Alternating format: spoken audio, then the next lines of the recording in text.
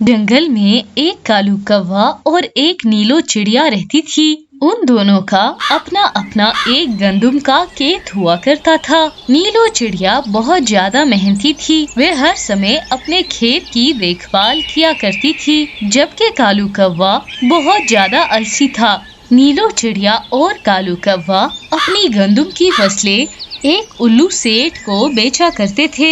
उल्लू सेठ उस जंगल के सबसे ज्यादा अमीर पक्षी थे, इसीलिए कालू कौवा और नीलो चिड़िया उन्हें ही अपना सामान बेचा करते थे।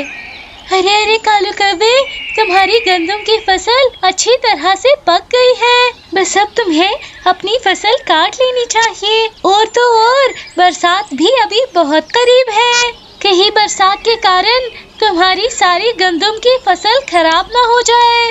अरे अरे नीलो चिड़िया, तुम हर समय मुझे ज्ञान देने मत आ जाया करो। मुझे सब पता है कि मुझे अपनी फसल कब काटनी है और कब नहीं। तुम यहाँ से चली जाओ और अपने खेत का ख्याल रखो। वैसे भी अभी मुझे बहुत नींद आ रही है। जब मुझे अपनी गंदुम की फसल काटनी होगी मैं काट लूँगा। अभी तुम मुझे सोने दो और यहाँ से चली जाओ। अरे ठीक है कालू कौवे, अब मैं जा रही हूँ। अब अगर फसल खराब हो जाए तो मुझे ना कहना कि मैंने बताया नहीं तुम्हें।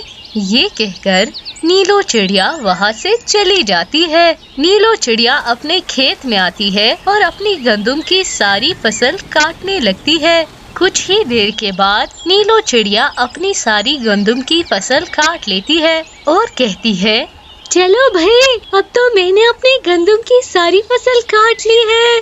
अब मैं जाकर ये सारी फसल अपने गोदाम में रख लेती हूँ और फिर कल सुबह सवेरे उठकर इसे इकट्ठा करके मैं उल्लू सेठ जी को ये फसल बेच देती हूँ।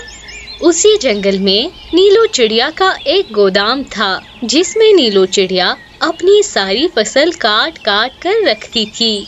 अगले दिन जंगल में बहुत ही तेज बारिश शुरू हो जाती है। अरे अरे, जंगल में इतनी तेज बारिश कैसे शुरू हो गई? अब मैं अपनी फसल कैसे काटूंगा? कहीं ऐसा ना हो कि मेरी सारी फसल खराब हो जाए। नीलो चिड़िया ने अपने खेत से सारी गंदुम की फसल काट ली थी, जिसके कारण उसका खेत और ज्यादा अच्छा हो जाता है। और दूसरी तरफ बारिश के कारण कालू कौवे का सारा खेत पानी से भर जाता है। अरे अरे, ये बारिश तो रुकने का नाम ही नहीं ले रही। अब मेरी फसल का क्या होगा? अच्छा होता कि मैं कल अपनी सारी फसल काट लेता नीलो चिड़िया की बात मानकर। वे बिल्कुल ठीक कह रही थी। इसी तरह पूरे एक दिन बारिश चलती ही रहती है।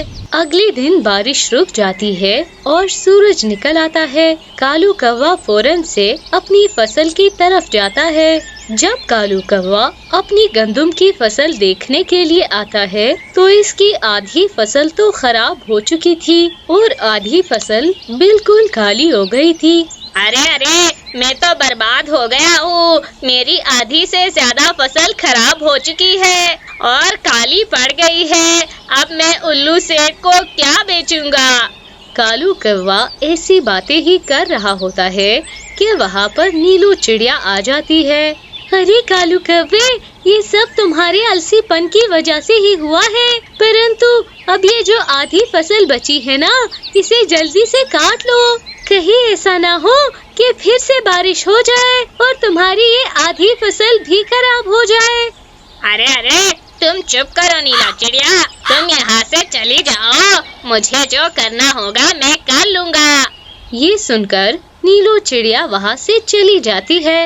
अरे रे, मेरी ये आधी फसल तो बहुत ही कम है और तो और नीलो चिड़िया के पास तो पूरी की पूरी फसल और बहुत ज्यादा फसल है।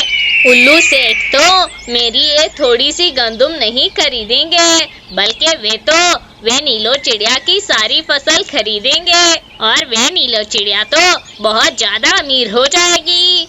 कालू कौवा नीलो चिड़िया से बहुत ज्यादा जलता रहता था, इसीलिए वे उसे कभी ऊंचा नहीं देख सकता था। अब देखो नीलो चिड़िया, मैं तुम्हारे साथ क्या करता हूँ। जब मैं उल्लू सेठ को अपनी गंदुम नहीं बेच पाऊंगा तो तुम भी नहीं बेच सकती हो। रात हो जाती है। कालू कौवा खिड़की के रास्ते से नीलो चिड़िया के खेत के गोदाम में आ जाता है और नीलो चिड़िया के सारे गंदुम में कीड़े छोड़ देता है ताकि नीलो चिड़िया भी उल्लू सेठ को गंदुम न बेच सके। अगले दिन नीलो चिड़िया बहुत सारी पोटलियों में उल्लू सेठ के पास गंदुम लेकर आती है और दूसरी तरफ कालू कौवा भी कुछ ही पोटलियों में गंदुम डालकर उल्लू सेठ के पास लेकर आता है। उल्लू सेठ जी, हर बार की तरह इस बार भी मेरी गंदुम की फसल ताज़ा और अच्छी है। आप इस बार भी मुझसे मेरी गंदुम की फसल खरीद लीजिए। अरे ओ कालू कौवे, तुम इतनी कम गंदुम क्यों लेकर आए हो? मुझे तो ज्यादा गंदुम चाहिए थी। अरे अरे उल्लू सेठ, मेरी आधी गंदुम की फसल बारिश की वजह से खराब हो चुकी है। अब बस यही बची है जो बिल्कुल सही है। आप मुझसे यही गंदुम की फसल खरीद ले। अरे नहीं नहीं कालू कौवे, मैं तो सिर्फ नीलो चिड़िया की ताज़ी गंदुम की फसल ही खरीदूंगा। अरे नीलो चिड़िया, तुम अपने गंदुम की फसल की एक पोटली खोलकर हमें अपनी गंदुम की फसल तो दिखाओ। अरे जी बिल्कुल उल्लू सेठ जी, मैं आपको अभी दिखाती हूँ अपनी गंदुम की ताज़ी फसल। फिर नीलो चिड़िया एक गंदुम की पोटली खोल लेती है, लेकिन उसके गंदुम में तो बहुत सारे कीड़े होते हैं। उल्लू सेठ ये सब देख बहुत ज्यादा गुस्से में आ जाते हैं और नीलो चिड़िया से कहते हैं, अरे नीलो चिड़िया, मुझे तुमसे ये उम्मीद नहीं थी। मैं तो कालू कौवे को शातिर समझता था, परंतु तुम तो कालू कौवे से भी ज्यादा शातिर निकली। तुम मुझे अपनी कीड़े वाली फसल बेचकर मुनाफा कमाना चाहती थी। अरे अरे नहीं उल्लू सेठ जी, मुझे तो पता भी नहीं कि मेरे फसल में ये कीड़े कहाँ से आए। कल तक तो मेरी फसल बिल्कुल ठीक थी।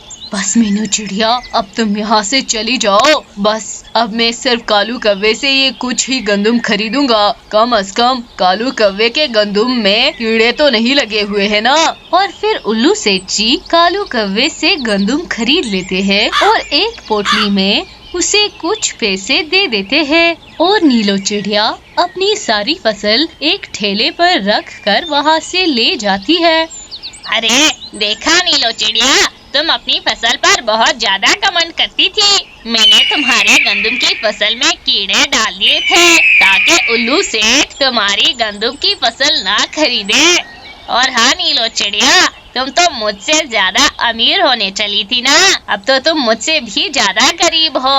मैं तो अब बहुत ज्यादा अमीर हूँ। कालू कौवे, तुमने मेरे साथ बिल्कुल भी अच्छा नहीं किया है। मैं तुम्हें कभी भी माफ नहीं करूँगी। ये कहकर नीलो चिड़िया वहाँ से चली जाती है। अरे मुझे इस नीलो चिड़िया से माफी मांगनी भी नहीं है। जो मैं इस नीलो चिड़िया से माफी मांगूंगा, अब तो मैं इससे ज्यादा अमीर हूँ। दूसरी तरफ नीलो चिड़िया अपने खेत में आ जाती है और बहुत ज्यादा परेशान हो जाती है। अरे इस बार तो मुझे बहुत ज्यादा नुकसान हुआ है। मैंने दिन रात एक करके अपनी ये फसल उगाई थी ताकि मैं इसे उल्लू सेठ जी को बेचकर बहुत ज्यादा मुनाफा कमाऊं, लेकिन उस दुष्ट कालू कौवे ने मेरी सारी फसल बर्बाद कर दी। अब मैं क्या करूंगी? मैं तो बहुत ज्यादा गरीब हो गई हूँ। नीलो चिड़िया ऐसे ही उदास बैठी होती है कि दूसरी तरफ से एक पक्षी आ जाता है और वे नीलो चिड़िया से कहता है, अरे नीलो चिड़िया, दूसरे जंगल में जो तुम्हारे मामा जी रहते थे, उनकी एक हादसे में मृत्यु हो गई है। क्या?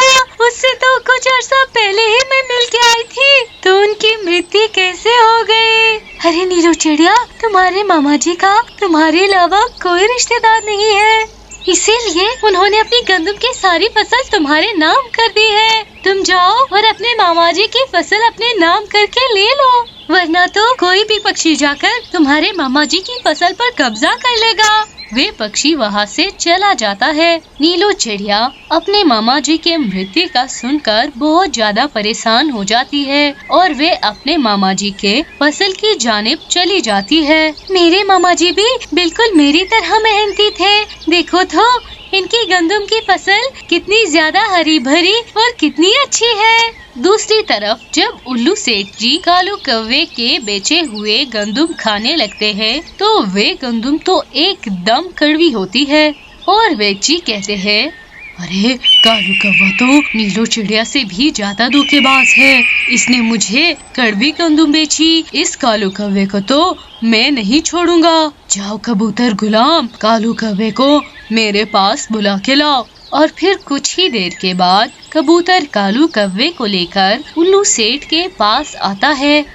अरे कालू कौवे, तुम तो बहुत ही ज्यादा धोखेबाज हो। तुम्हारी बेची हुई गंदम तो बिल्कुल कड़वी थी। मुझे तुम्हारी गंदम बिल्कुल भी पसंद नहीं आई। मैं जानता हूँ तुमने ये सब कुछ जानबूझकर किया है ताकि तुम मुनाफा कमा सको, लेकिन अब तुम मुझे मेरे सारे पैसे वापस करोगे। अरे पर उल्लू सेठ, मैं आपके दिए हुए पैसे आपको कैसे लौटा सकता हूँ? मैंने तो उन पैसों से बीज लेकर अपने गंदम की फसल में गंदम उगा दी है।